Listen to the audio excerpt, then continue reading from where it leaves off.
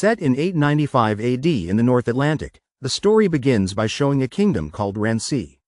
There is the king's only son, who is also our main character, named Amlet, who is seen running to tell his mother that his father has returned from the battlefield.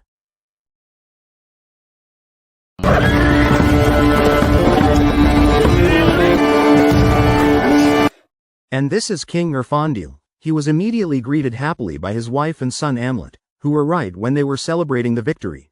The king's younger brother named Yolnir appeared along with his personal troops. One of the soldiers who was very drunk also appeared to tease the queen with words that were rude and inappropriate to hear, making Yolnir immediately angry and was about to beat him, but the king, who had a wise nature, asked Yolnir, his younger brother, to be patient and understand the soldier's attitude. Almost enough. That was different. One night the king invited Amlet to perform a hereditary ritual so that Amlet would have the mentality of a future king who would later replace his father's leadership in this kingdom. And in death rewarded plotter to be in hold the tree.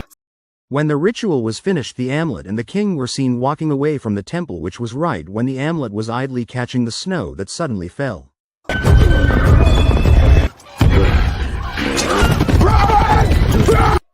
Yes, Amlet was forced to hide behind a rock when his father was surrounded by several powerful troops. It turned out that this action was masterminded by someone who was none other than his own uncle, Yolnir. In the seconds before he was killed, King Erfondil said that maybe you can win today, maybe you will become the ruler of this kingdom, but remember that the time will come for you to suffer the same fate as me.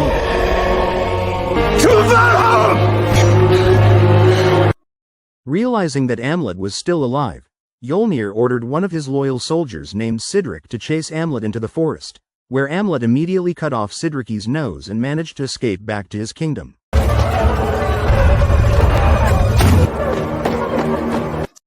Upon arriving there, Amlet had to see a much more terrifying sight when his uncle's troops and other traitors carried out a massive coup by killing all those who disagreed, so that Amlet, who had no other choice, was forced to disguise himself as one of the local residents, while Drk, who was afraid of being scolded, was forced to admit that he had succeeded in killing Amlet and throwing his body into the sea, even though Amlet himself managed to escape to a small boat and promised to return to this place to save his mother, who had been taken by his own uncle. I will save you, mother!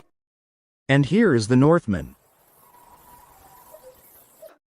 Years later we will see Amlet has grown up and joined the special forces of the Northern Kingdom, which is known to be very satisfied and fierce. This can be seen from how they killed a couple of fishermen who happened to be unlucky and actually did nothing wrong.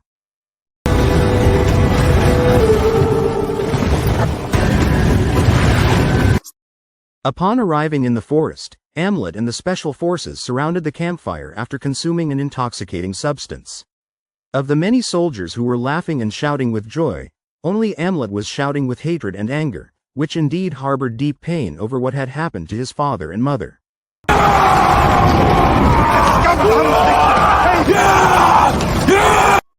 The next morning, this special force immediately crept in to carry out their mission, namely to control a small village on the orders of their leader, who only had strong physical strength and several sharp weapons. Amlet and his friends were able to penetrate the tight security and even kill all the soldiers with their small numbers.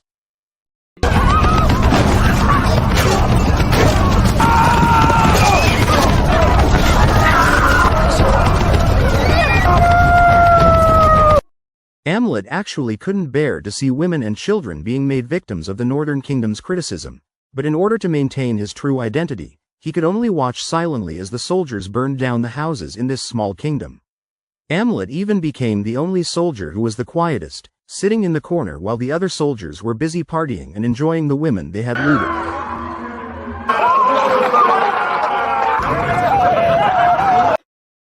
The next day, right when the healthy men and women were to be made slaves and sold to a king named Yolnir, Amlet immediately realized that they would be sent to the uncle who had killed his father, so without thinking twice, Amlet immediately cut his hair and branded his chest with the mark of the slaves, then swam towards the boat of the slaves who would be sent to King Yolnir.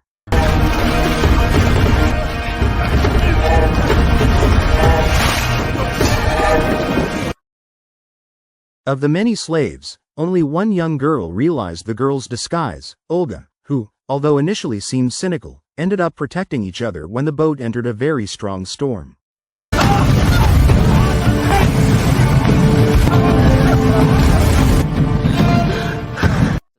Upon arriving on land with some of the slaves who died on the journey due to starvation, Amlet and Olga were immediately greeted by the Yolnir troops, one of whom turned out to be Sirach, the man whose nose Amlet had cut off at that time.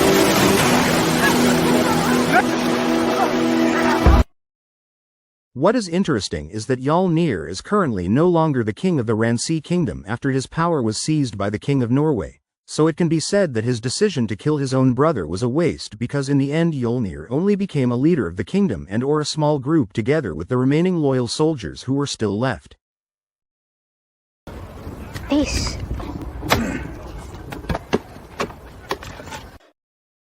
Even though the group currently led by Yolnir is only a small kingdom, his son, Tohir, also acts like a prince from a large kingdom who seems very arrogant when looking at slaves like Amlet. If you're as untrustworthy as a wolf. Move. And 2 miles from the house. The next day, Amlet and the slaves were forced to work as messengers who did all kinds of work.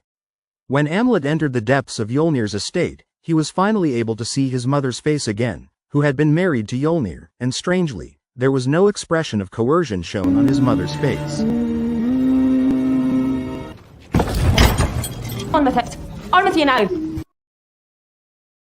This made Amlet very confused and was asked by Olga regarding his search whether it had been found or not. Amlet, who was still ambitious for revenge, secretly left the hut to look for a cave which was said to be the place where a sword called the Sword of Destiny was kept. When Amlet arrived at the location, he finally managed to find the sword, which turned out to still be held tightly by the dried-up body of its owner, where Amlet was involved in a fight which actually only happened in his mind.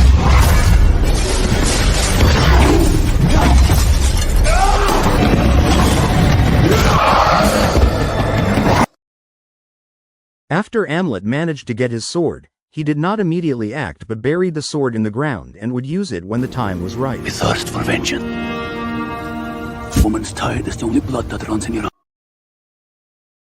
The next day, while working, Amlet was suddenly approached by Tohir, who invited him to take part in a traditional match like football, where the match would be attended by slaves from 2 different kingdoms to compete with each other, bringing the name and pride of their respective kingdoms.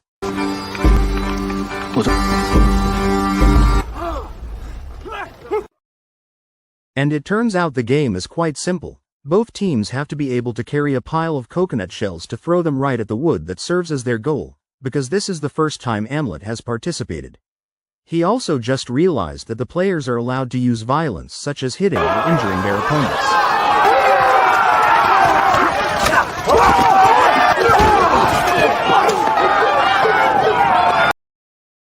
After several attempts, all members of the Yolnir team had to fall and only Amlet was left.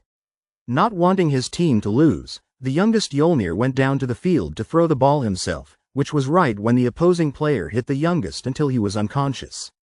Amlet, who remembered his past, immediately attacked and succeeded in saving the youngest from death.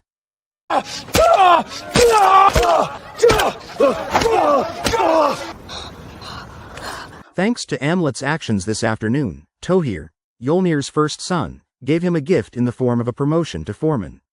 Not long after Tohir left, the slaves were given time to have fun, where Amlet himself chose Olga as his partner, and in the end, they did something that was certain.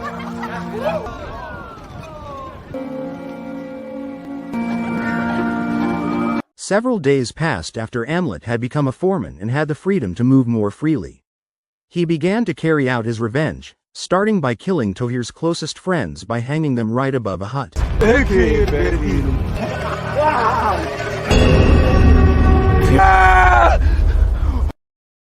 Because at that time there was no knowledge about investigating cases, the Yolnir handed over this problem to a shaman who of course would link everything to supernatural things, where the shaman said that the perpetrator was a hungry evil spirit, so they had to perform a sacrificial ritual to make the spirit full. We'll ride again.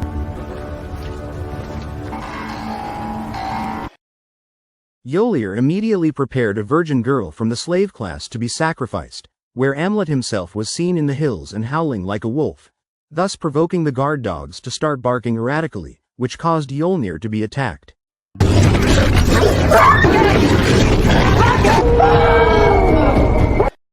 Assuming that the dogs had been possessed by Mjolnir, and everyone immediately went around killing the guard dogs one by one, while Amlet took advantage of the opportunity to release the girl and replace her with a guard who he hung from the roof of the hut.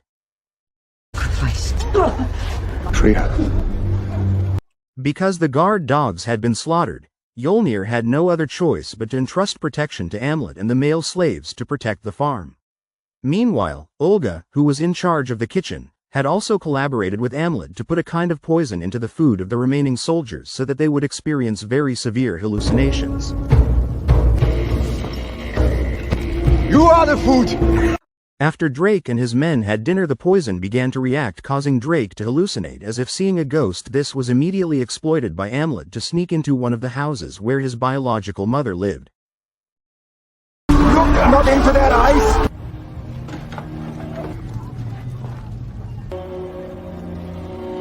Instead of inviting his mother to run away, Amlet actually had to experience extraordinary heartache when he found out that the mastermind behind his father's murder was his own biological mother. It was finally discovered that his mother was formerly a slave who was married to his father. However, because he was often left to go to war, his mother secretly had an affair with Mjolnir, who was actually a sibling of her own husband. So, when their relationship was too deep and she considered her husband as an obstacle, her mother persuaded Mjolnir to kill her own sibling and also kill her own flesh and blood, namely Amlet, in order to be able to live with Mjolnir and rule his entire kingdom. Hold your tongue!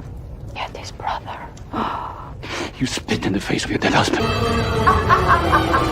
Amlet, who was confused, left his mother and vented all his anger by killing Mjolnir's first child, Tohir. Then he met Olga to ask her to act normally so that she would not be suspected of being involved in helping Amlet all this time.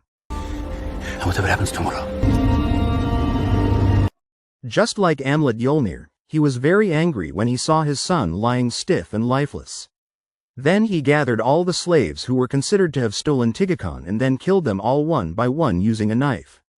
Right when Olga was about to be killed, Amlet appeared from a distance and challenged them all to fight. I am Amlet the Bad Wolf! When Olga had managed to escape, Amlet himself was finally knocked unconscious after they had a gang fight where he was tortured severely and then hung upside down in a warehouse. Come back for your heart. Along with Mjolnir and the mother who was performing the funeral ceremony for the Tohir, Amlet himself was successfully taken away by Olga using a horse. Upon arriving at a safe place, Olga immediately expressed her feelings and asked Amlet to stop his revenge. Unexpectedly, Amlet finally gave in and was willing to stop his ambition in order to live happily with Olga. You came back for me. It is for you to choose. Using a shipping boat, they both disguised themselves as Mjolnir's envoys. When the boat started sailing, Olga told him about her 2-month pregnancy. Hearing this, Amlet was shocked because if Mjolnir was still alive, the future of her unborn baby would be threatened and she would never live in peace. So the only way to stop this chain of revenge was to kill Mjolnir forever. Stop this. He would hunt you with all the fire of the gods. Coincidentally, when the mountain erupted, Amlet had arrived at the location of Mjolnir's farm and immediately killed Sidrake. After all the guards had been defeated, it was time for Amlet to come to Mjolnir's house.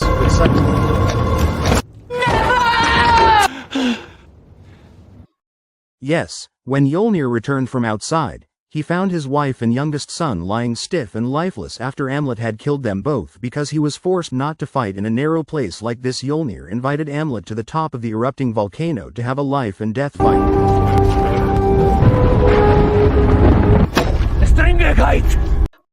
Without wasting any more time, uncle and nephew fought tooth and nail amidst the flowing lava, where Amlet finally collapsed after Mjolnir used all his might.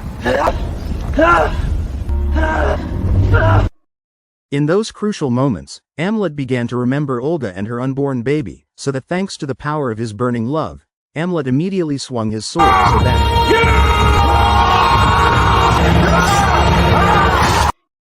Yes, Yolnir finally died after his head was cut off, but Yolnir also managed to pierce his sword into Amlet's chest so that even though he died, Olga and their unborn child could live in peace, even though his wife would be a widow and his child would be an orphan.